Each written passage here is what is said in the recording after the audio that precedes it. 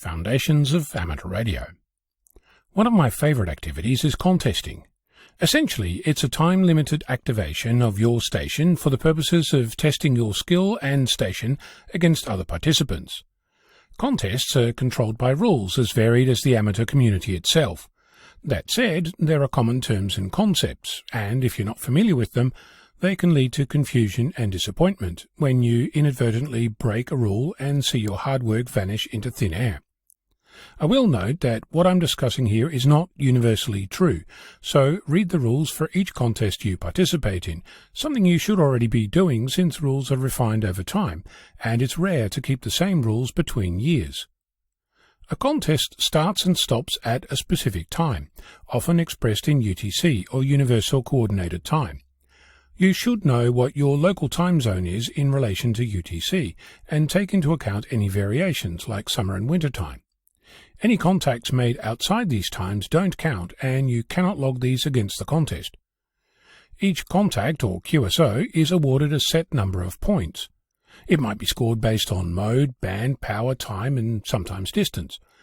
To encourage specific types of contacts, some might attract a score of 0. This does not mean that the contact is useless, which I'll get to shortly. Your score is the sum of all the points you make for each contact. I will mention that contest logging software can track this to make your life easier, although it comes at the price of requiring a computer.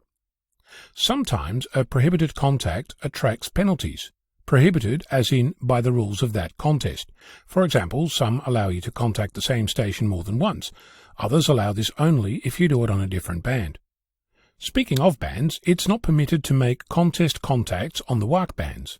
In 1979, the World Administrative Radio Conference allocated the 30-meter, 17-meter and 12-meter bands for amateur use. These are not used for contesting. To avoid a contest, you can use those bands, but, truth be told, you should try to use all the bands, even during contests, since it will help you operate your station in adverse conditions, something worth practicing.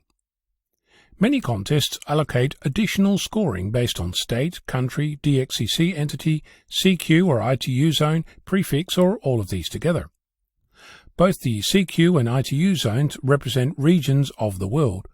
The CQ zones are managed by CQ Magazine, and the ITU zones are managed by the International Telecommunications Union. A zone is represented by a number. The DXCC is a system that tracks individual countries across the globe. If you make contact with 100 of these places, you've achieved your DX Century, and you join the DX Century Club, or DXCC. Consider a contact with me.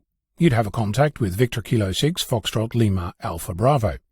It would also be a contact with the Victor Kilo 6 prefix, the Victor Kilo DXCC entity, CQ Zone 29, and ITU Zone 58.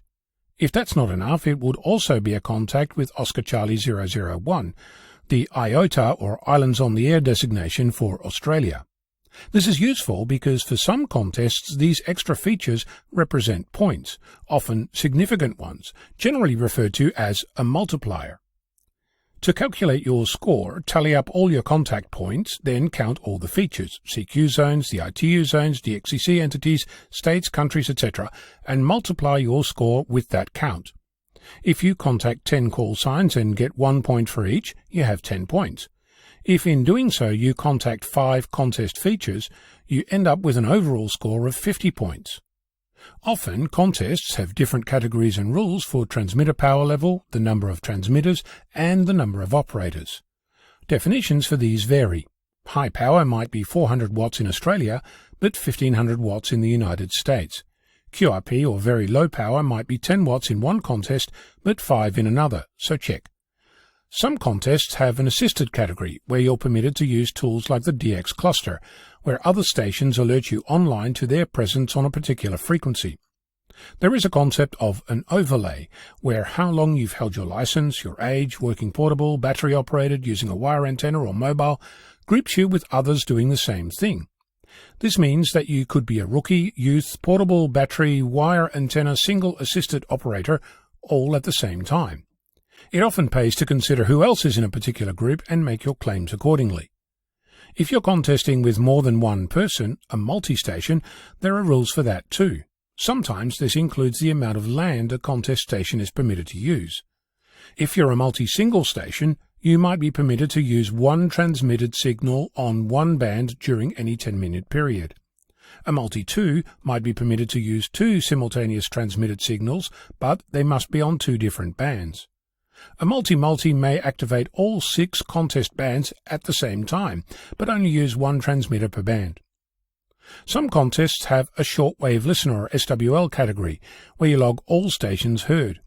There's also the concept of a check log, where you log all your contacts, submit them, but don't enter the contest itself. You might have workstations during the contest, but not according to the rules, because you might be aiming to get your DXCC. Submitting your log will help the contest organizers check other entries and validate the scores of the stations you contacted.